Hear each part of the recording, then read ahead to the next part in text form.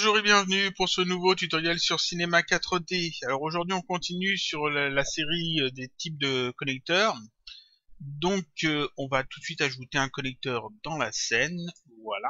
On a déjà vu la charnière et le cardan. C'était la première vidéo sur les types de connecteurs. La dernière fois on a vu le curseur de torsion, le planaire et la boîte. Et on a vu en fait que c'était quasiment la même chose, c'est-à-dire que le curseur un effet de guide. Le curseur de torsion, c'est la même chose avec en plus la possibilité de faire tourner sur l'axe de guide. Le planaire, c'était simplement deux curseurs mélangés et le boîte, c'est trois curseurs mélangés. Donc en fait, ces quatre-là se regroupent assez bien. Et la charnière et le cardan, on avait vu aussi que c'était en fait que le cardan est en fait deux charnières ajoutées, en fait deux charnières mélangées. Donc en fait, ça se regroupe à chaque fois. Aujourd'hui, on va voir la rotule et le ragdoll. Et on va voir en fait que c'est pareil encore une fois. Ce sont deux connecteurs qui se regroupent assez bien. C'est-à-dire que quand on a compris la rotule, en fait, le ragdoll, c'est la même chose avec des limites. Donc on va commencer par la rotule. J'ajoute rotule. Voilà, le type rotule. Vous voyez que dans les paramètres, ici, il y a vraiment très peu de choses. C'est un connecteur qui est vraiment très basique, très simple. La vidéo devrait être assez simple d'ailleurs, assez rapide. En fait, ici, on indique un objet A, on indique un objet B, et puis on indique si on accepte ou pas les collisions. Et puis, ça s'arrête à peu près là. Et en fait, ce connecteur sert simplement donc à connecter forcément les deux éléments et à laisser le plus de liberté possible de mouvement. C'est-à-dire qu'on va voir ça tout de suite. Je vais faire en fait un cube très aplati sur deux axes, donc une sorte de tube carré. On va le mettre un peu sur le côté. Alors là, comme j'ai désélectionné le connecteur, il disparaît. C'est toujours pareil. À chaque fois qu'on veut afficher le connecteur, si on veut le laisser afficher, il faut aller dans l'onglet afficher et cocher toujours visible. Ça, c'est toujours pareil sur tous les types de connecteurs. Donc là, maintenant, il est toujours visible. Et puis forcément, comme pour les autres fois, ici, la taille de dessin, c'est pour indiquer en fait la dimension du connecteur. Et c'est simplement le visuel en fait qui est affecté. Je reviens ici dans l'objet. Je vais faire un deuxième cube, voilà, que je vais mettre ici. Parfait. Je vais en appeler un A et l'autre B. Parfait. Je vais dans le connecteur et je vais indiquer l'objet A ici et l'objet B ici. On peut voir ici que, pareil, attachement A, attachement B s'affiche comme pour les autres connecteurs. C'est exactement la même chose, avec le centre de masse, les points de polygone et les points de sélection. Il n'y a pas le décalage que l'on avait avec le ressort, parce que ici ce sont des connecteurs. Mais vous voyez qu'on retrouve toujours les mêmes réglages, donc à chaque fois, j'ai pas besoin de toujours revenir dessus. Je les ai bien expliqués en fait dans la première vidéo des connecteurs, celui sur la charnière et le cardan. J'ai expliqué ça, il me semble, ou alors je l'ai expliqué avec le ressort. Soit dans une vidéo, soit dans l'autre. Donc je reviens pas dessus. Un point de masse, c'est pour connecter au point de centrale en fait de l'objet. Point de polygone, c'est pour connecter sur un des points de l'objet. Et on indique en fait ici le numéro d'index du point. Région d'influence, c'est pour si on utilise des corps souples, pour définir à quel pourcentage l'influence il y aura d'influence sur le maillage. Et puis point de sélection, c'est pour sélectionner des points sur un maillage d'un objet polygonal. On indique ici la sélection de points, et en fait le connecteur s'attache sur cette sélection de points. Et région d'influence, conservation de la forme, amortissement, ça c'est pour les corps souples, encore une fois, c'est aussi pour la déformation du maillage sur les corps souples. Donc je reviens ici sur centre de masse, c'est le plus basique. Donc on a ajouté nos deux éléments. Ignorer les collisions, c'est coché par défaut. Si je fais lecture, en fait ici, ça vient en rouge parce que j'ai pas mis la dynamique.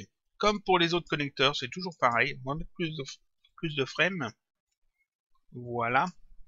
Je devrais même peut-être en mettre encore plus. On verra. Voilà. Ce que je vais faire, c'est que je vais rendre l'objet A, celui-là, fixe, donc en ajoutant une propriété dynamique de corps passive, donc un corps collision. Donc clic droit, propriété simulation corps collision, et l'élément B qui est ici, on va le rendre libre de mouvement, Donc on va lui mettre un corps rigide. Donc clic droit, propriété simulation, corps rigide. Et là, si je fais lecture, tac, on voit que ça fonctionne. Le connecteur fonctionne. Alors ici, ce connecteur-là, vous voyez que c'est une sphère. On va zoomer un peu dessus. Voilà, c'est une sphère, tout bêtement. Alors, plutôt deux sphères imbriquées. Et ça offre énormément de liberté de mouvement. C'est-à-dire que cette partie-là qui bouge, la partie sur laquelle j'ai mis le corps rigide, peut bouger comme ça, tac. Mais si je me mets sur le dessus comme ça, il pourra aussi bouger comme ça. Il peut aussi bouger, hop, comme ça sur la hauteur. Donc en fait, il est totalement libre. Il est juste attaché, mais c'est tout. On a juste un point d'attache. C'est une rotule, tout bêtement, mais on a juste un point d'attache. Si ici je décoche ignorer les collisions seront prises en compte. Et c'est la seule limitation, tac, qui va faire que l'élément ici va pas plus loin. Vous pouvez voir qu'il tourne en fait sur lui-même. Il est totalement libre. Ici, il n'y a vraiment rien qui l'empêche de bouger. Il est juste attaché. C'est tout. Et tac, si je veux, je peux mettre forcément plusieurs fois ce petit setup. Alors par exemple, le connecteur et l'objet B ici, je vais les dupliquer. Je vais les déplacer comme ça. Tac. On va aller dans ce deuxième connecteur, on va dire que l'objet A, ça va être ici, ça va être le B, donc celui du milieu, et l'objet B ici, c'est le B1 qui est ici. On laisse ignorer les collisions décochées, comme ça, ça va limiter un peu le truc. Je vais mettre un peu plus de frames, on va aller à 750, c'est exagéré mais c'est pas grave. Je fais les lectures, et puis là on voit que effectivement c'est très libre de mouvement, ça peut totalement bouger un petit peu dans tous les sens, vous voyez. Pas seulement sur un axe, ça bouge un petit peu comme ça veut. C'est simplement des points d'attache. La rotule, c'est tout bêtement ça. Donc quand vous avez deux éléments que vous avez besoin d'attacher, ou deux ou plus, eh bien la rotule, en fait, c'est le truc parmi les plus basiques. Ça, et les plus libres en termes de mouvement dynamique. Parce que la charnière, par exemple, va attacher effectivement deux éléments, mais limiter en fait la rotation seulement sur un plan. Alors que ici, ce connecteur rotule offre beaucoup plus en fait de liberté de mouvement. Voilà, là je peux en ajouter encore un en plus. Ici ça va être B1 et ici c'est B2. Tac. Voilà, et quand je fais lecture, hop, j'ai comme ça toute une chaîne qui peut se créer et c'est parfait. Et donc ça c'est très bien pour plein de petites setup d'animation dynamique quand vous avez plusieurs éléments à attacher ensemble et puis que ça doit être dynamique mais que vous gardez quand même des connexions entre les éléments en laissant le maximum de liberté. Donc c'est ça, tout bêtement. Il n'y a pas plus basique que ça. Vous voyez que c'est juste des attaches.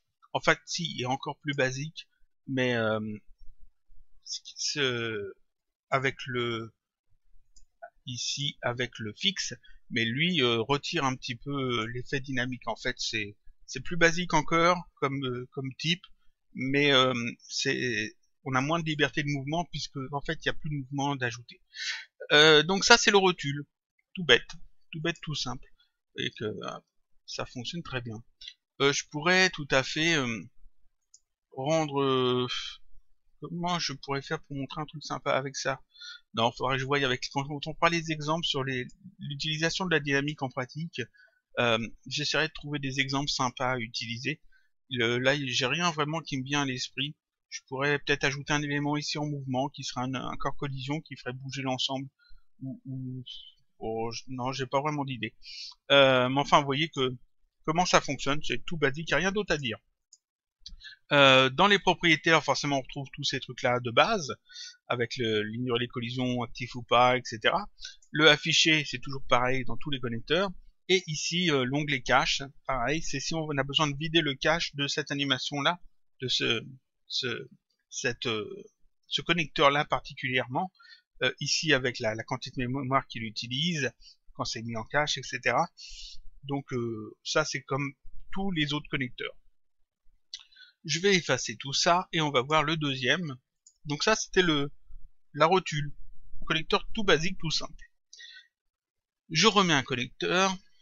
Et on va voir le deuxième, tac, de cette vidéo. Et c'est le ragdoll, tac, ragdoll, qui plaît généralement beaucoup aux débutants, parce que on peut faire un truc sympa avec, mais en fait on peut faire beaucoup plus de choses que ça. Là encore, si je clique dans le vide, il désélectionne. Enfin, si je clique dans le vide qu'il le désélectionne, il le cache encore une fois. Il faut que j'aille dans afficher et que je coche toujours visible pour l'avoir toujours à l'écran. Voilà. Donc si je coche pas toujours visible, quand je le désélectionne, il disparaît. Je l'ai déjà expliqué que c'était pour alléger un petit peu la vue dans l'éditeur, pour éviter d'avoir plein d'éléments, plein de connecteurs qui s'affichent, etc. Ça permet d'alléger un petit peu l'affichage, etc. En fait, le ragdoll, c'est une rotule. Donc on retrouve bien la sphère de la rotule, avec en plus des limitations.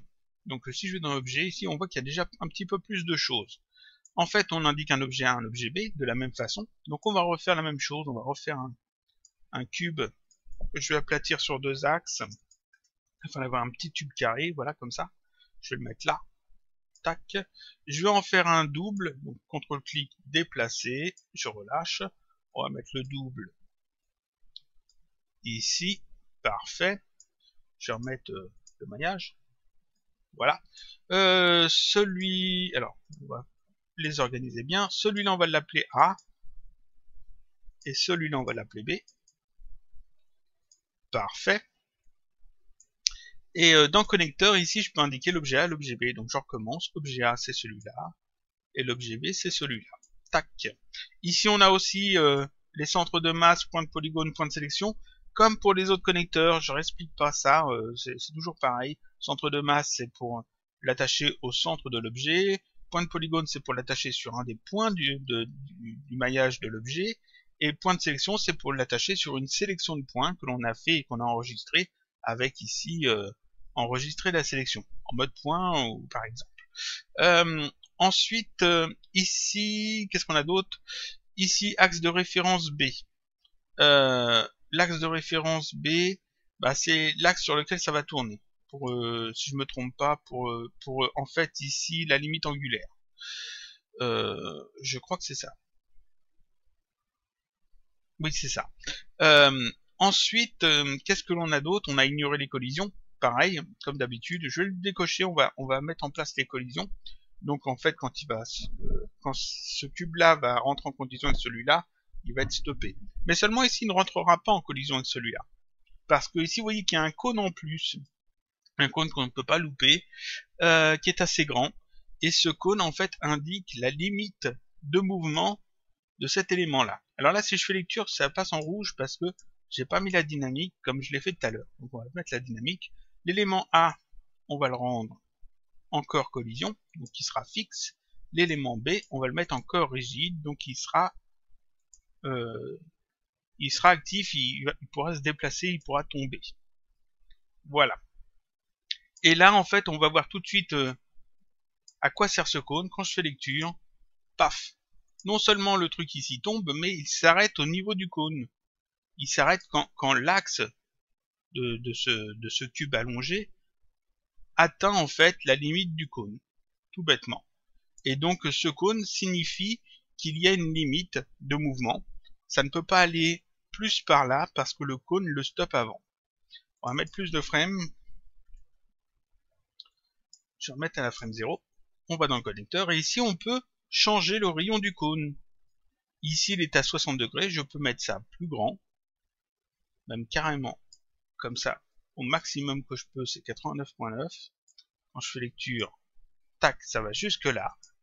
Et je peux au contraire le réduire comme ça, et puis comme ça, quand je fais lecture, tac, ça s'arrête ici seulement. Donc ce cône permet en fait de définir jusqu'où l'élément peut se déplacer. Et ce type de connecteur s'appelle ragdoll, c'est pas pour rien, c'est pour indiquer clairement que l'on peut l'utiliser pour créer des ragdolls, c'est-à-dire un personnage comme par exemple le pantin de Cinéma 4D, hein, celui-là, le pantin, de pouvoir par exemple remplacer ses jointures par ce genre de connecteur, de le rendre totalement dynamique, et dans ce cas-là, en fait, on peut imaginer ici l'axe des épaules, ici l'épaule, ici un bras, et puis ce bras va justement tomber, en fait, être libre de mouvement jusqu'à un certain niveau jusqu'à une certaine limite, jusqu'à ce que ce cône, en fait, stoppe le déplacement. Donc, ça permet de créer, en fait, des personnages totalement dynamiques, genre personnages de chiffon, qui vont être soumis à la dynamique, à la gravité, etc. Si je mets pas de corps rigide, si à la place je mets un corps, si je mets pas de corps collision, je mets à la place un corps rigide pour tous les éléments, et puis que je mets un sol, on aura quelque chose qui tombe et qui va en fait toujours rester relié par ces connecteurs, mais être libre des mouvements jusqu'aux limites de ces cônes. Je sais pas si c'est très clair ce que je dis, mais en fait, ce qu'il faut se souvenir, ce qu'il faut savoir, c'est que c'est une rotule, tout bêtement, avec une limite de mouvement. Alors ici, c'est le rayon du cône. Ici j'ai un cône. Je peux ici cocher ellipse, et dans ce cas-là, tac, ce n'est plus un cône, c'est une ellipse. Alors on peut voir ça comme ça. Par exemple, faire ce genre de choses. Ici, on a le rayon du cône Y qui permet en fait d'avoir ce genre de forme. À la place d'avoir un cône bien rond, alors je peux remettre ça plus haut et baisser ça à la place et l'avoir plutôt comme ça. Voilà, ça permet en fait de limiter les mouvements plus sur un axe ou plus sur un autre axe. Donc c'est au choix. Tac, je le remets comme ça. On va en mettre le truc par défaut, c'était 60. Et là par défaut, c'est 60 aussi. Voilà. Ensuite ici, j'ai une propriété rebond. Qu'on a déjà vu dans un autre connecteur, bah là on l'a vu dans le curseur, bah là c'est pareil. Si je fais lecture, paf, il n'y a pas de rebond, ça s'arrête net. Si j'ajoute en fait ici du rebond, j'en mets un peu trop là, mais c'est pas grave, tac, paf, vous voyez un petit rebond. Alors, j'en ai pas mis vraiment trop en fait. Tac, non, 20%. Si je mets 200, paf, ici on voit 200 c'est mieux. Alors ici ça va beaucoup trop et ça finit par casser.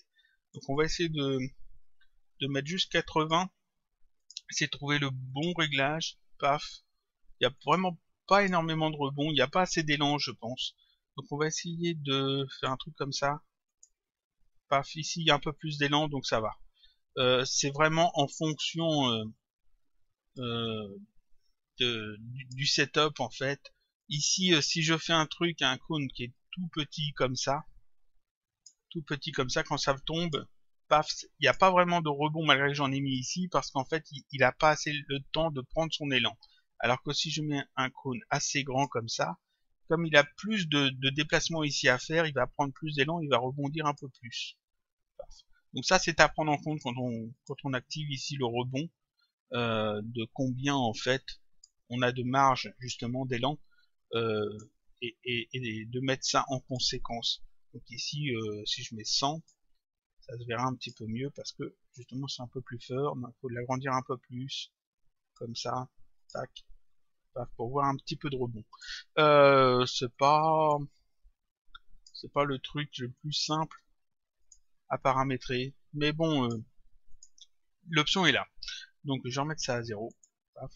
Ici la limite angulaire c'est quoi? Je l'ajoute, tac. Ici bah, c'est simplement une limite comme ça, en plus. Vous voyez que ici j'ai un autre élément qui s'est ajouté qui va limiter en fait la rotation de cet élément là sur ce plan là, comme ça, tac. Si je me mets bien comme ça, la rotation comme ça sera limitée par la limite que j'indique ici, de temps à temps. Donc en fait ce truc là continue de tomber s'il y a besoin de tomber, mais s'il doit tourner, eh bien en fait il tournera que sur la zone en fait que je lui autorise. Alors si je fais ça, alors forcément ça tombe comme ça, mais ça bouge pas énormément. Ce que je vais faire, c'est que je vais faire comme tout à l'heure. Je vais dupliquer ça, tac, pour en mettre un deuxième au bout. Alors ces deux-là, on va les mettre bien au bout ici. Voilà. Ce connecteur là, ici c'est B, et ici c'est B1. Et si je fais ça, normalement, ça devrait bouger un peu plus. On va mettre plus de frames aussi parce que faut qu'on puisse voir ce que ça donne. Lecture, paf. Ici, est-ce que ça, on le voit tourner? Pas tant que ça. On va essayer d'augmenter encore, on va en rajouter un de plus. Hop, j'en rajoute un de plus. Essayer que ça tourne un petit peu plus. Essayer de d'exagérer le truc. Tac. Comme pour la rotule. Tac, ça tourne ou pas. On va voir ça comme ça plutôt. C'est pas super parlant. C'est pas super parlant. On verra ça plutôt dans les exemples quand on fait des petits setups de dynamique.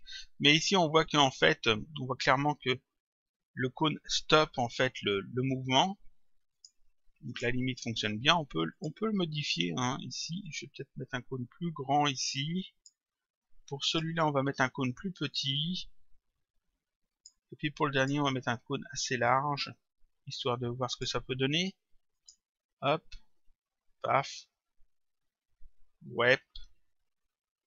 On va essayer peut-être ici de changer ça. Essayer d'exagérer pour forcer peut-être un petit peu la rotation.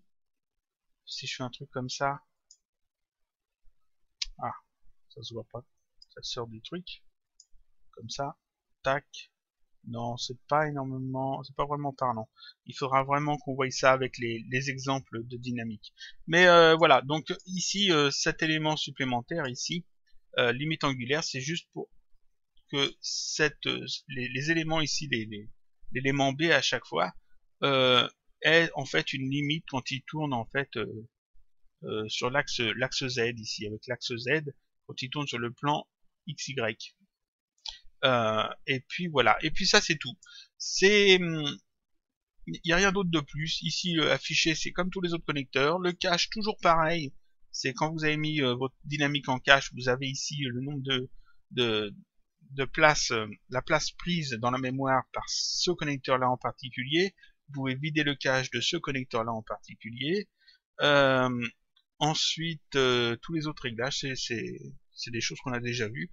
Le centre de masse ici, le X, Y et Z, ça comme je l'ai dit, c'est pour cette limitation là. C'est-à-dire que ici, on voit la limitation elle est comme ça, je suis en X de l'objet, si je mets Y, Z plutôt, tac. Non, ça change pas plus que ça, on voit pas vraiment de différence ici. Mais en fait, ça change en fait voilà. La partie bleue ici, je sais pas si on voit bien. J'espère qu'on voit bien dans la capture. Normalement, oui. La partie bleue ici qui vient buter contre la limitation que l'on a ajoutée. Ici, elle est sur l'axe Y. Si je la mets sur l'axe X, elle va être comme ça. Si je la mets sur l'axe Z, l'axe Z, ça change rien parce que c'est l'axe en fait qui est ici. C'est l'axe de... Comment dire du connecteur. Donc en fait, c'est plutôt Y et X. Et tac. Ici c'est sur X, on voit c'est bien comme ça, le petit trait bleu ici, qui vient buter en fait sur la limite. Et si je le mets sur Y, tac, il se met bien la verticale ici, et c'est toujours lui qui va buter en fait sur les limites. Donc ça c'est quelque chose que j'ai déjà expliqué, je pense, avec la charnière, je crois. Il me semble que je l'ai expliqué avec la charnière. Et puis là on a vu en fait deux types de connecteurs de plus qui sont bien pratiques en fait quand vous avez juste à connecter deux éléments en leur laissant le plus de liberté possible. Par exemple, on pourrait imaginer un mur avec un anneau et puis une chaîne, et puis vous avez besoin de connecter la chaîne et l'anneau. Ce type de connecteur rotule par exemple ou le ragdoll permettrait de connecter le premier anneau de la chaîne avec l'anneau qui est sur le mur par exemple. Ou alors ça pourrait être peut-être vous avez un truc qui est suspendu à un plafond et puis qui doit quand même bouger un petit peu dans tous les sens avec la dynamique, etc. Vous savez pas trop comment l'attacher, vous pouvez utiliser Expresso, vous pouvez utiliser des spins, des dynamiques de spin, etc. Ou vous pouvez utiliser simplement ce connecteur, ça fonctionnera très bien. Donc ça c'est deux petits connecteurs tout bêtes, tout simples, le rotule et le ragdoll. Le rotule il est on ne peut plus basique, ça connecte juste deux objets en laissant le plus de mouvement possible. Et le ragdoll, c'est la même chose, avec en plus un cône de limitation et une limitation angulaire. Tout bêtement. Et je rappelle que le cône peut aussi bien devenir une ellipse en cochant ici. Tac, si on coche ici, on peut le transformer en ellipse et puis le limiter par exemple comme ça. On va voir si on peut s'amuser un petit peu en donnant des formes un petit peu sympas comme ça. Ça donnerait quoi comme déplacement? Voilà, non, pas plus que ça. Ici, ça part totalement en vrille. Les forces sont beaucoup trop importantes. Ce que je vais faire, c'est que je vais retirer la limite angulaire. Voilà, on va voir ce que ça donne. Sans la limite angulaire, non, c'est encore trop fort. Il y a quand même quelque chose qui... c'est pas top top. Donc on va essayer de retirer les limites angulaires sur les autres. Pour laisser du mouvement. Ici, sans les limites angulaires, vous voyez que ça passe bien mieux. Les limites angulaires, c'est vraiment le truc un petit peu chiant à mettre en place, parce qu'en fait, on sait jamais trop... Enfin, dans mon cas, je sais jamais si c'est la partie qui est ajoutée ici, qui va venir bloquer le déplacement, ou si c'est cette partie-là qui autorise le déplacement. En fait, ça dépend de comment on place nos tags ici et comment on positionne en fait ces deux objets. S'ils sont inversés ou si ces tags sont inversés, si celui qui est dynamique actif et celui qui est dynamique passif ne sont pas les mêmes, en fait des fois on a des résultats différents. C'est un petit peu galère à mettre en place. Mais bon, c'est pas non plus le truc que j'utilise le plus, donc je sais pas tout forcément sur ce sujet. Ici on peut voir que ces cônes en fait en ellipse donne des petits trucs plus ou moins intéressants. Ouais. On peut peut-être modifier ça, faire l'inverse, mettre celui-là plus dans l'autre sens. Alors, comme ça, et celui-là, c'est plus comme ça, pour voir ce que ça donne. Hop, ouais. Il y a beaucoup moins de mouvement ici. Après, il y a une rotation comme ça qui part un petit peu en vrille. Donc c'est là que la limite angulaire sur celui-là pourrait limiter en fait la rotation de celui-là. En ajoutant une limite angulaire ici, celui-ci tournerait beaucoup moins et donc entraînerait moins celui-là. Après, c'est un truc à gérer plus ou moins facilement. Peut-être que si j'essaye avec les réglages par défaut, voyons ce que ça donne. Ça tourne comme ça. Et là, est-ce qu'il va tourner? Il tourne un peu, mais il rebloque et puis il repart dans l'autre sens. Ouais, donc c'est pas particulièrement flagrant. C'est pas toujours simple à mettre en place. Après, il faut voir. Il y a aussi des réglages qui peuvent se faire en fait dans les préférences de la dynamique. Si on veut augmenter un petit peu la précision de la dynamique, on verra ça aussi dans d'autres vidéos hein, quand on fera des exemples sur la dynamique. Donc c'est tout pour cette vidéo. On a vu donc deux types de connecteurs en plus.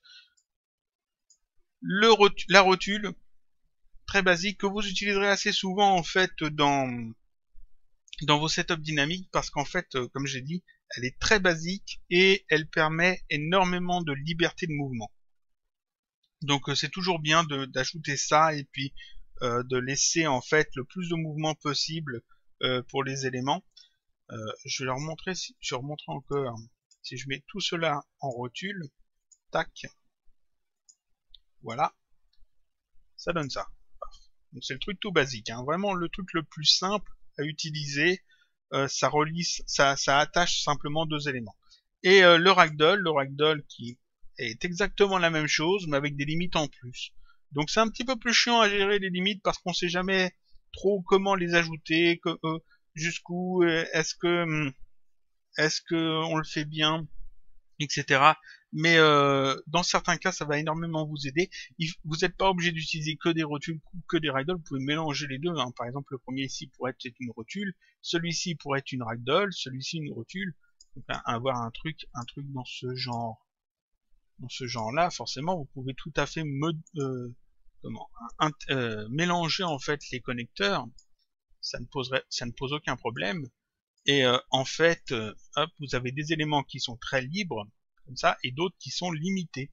Et donc en faisant ça, en fait, vous avez en fait des setups, vous pouvez créer des setups un peu plus poussés. Si vous avez des éléments qui doivent bouger très librement et d'autres qui doivent être un petit peu plus limités, vous pouvez le faire. Dans le cas par exemple d'un luminaire ou un truc comme ça, un truc attaché à un plafond, une potence, n'importe quoi avec un personnage au bout. Il faut par exemple que la corde puisse beaucoup bouger et puis que le personnage ait par exemple les membres, les bras, les jambes qui bougent un petit peu moins parce que déjà il a son poids et en plus peut-être que il y a des choses qui vont le limiter. Donc vous pouvez mélanger comme ça des trucs sans aucun problème. Et donc là déjà on a vu pas mal de choses. Il nous restera donc à voir en fait la suspension de roue qui sera la prochaine fois je suppose, et le fixe qui lui est tout basique, hein, il y a quasiment rien à dire dessus. Donc ça ira très très vite, ça sera surtout sur la suspension de roue je pense. Et quand on aura fini tout ça, on pourra commencer un petit peu à voir des exemples de dynamique. Je ferai quelques petits setups sur la dynamique où on verra des mouvements de dynamique, rien de très compliqué, mais des trucs qui mettront en pratique tout ce qu'on a vu jusqu'ici, c'est-à-dire le ressort, les différents connecteurs, et puis je reviendrai peut-être aussi sur le moteur comme je l'avais dit. Et puis on verra la force aussi, on verra ce qu'on peut faire avec. Vu que j'ai déjà expliqué, mais j'ai pas trop montré d'exemple. Donc je vous dis à la semaine prochaine pour un prochain tutoriel toujours sur Cinema 4D.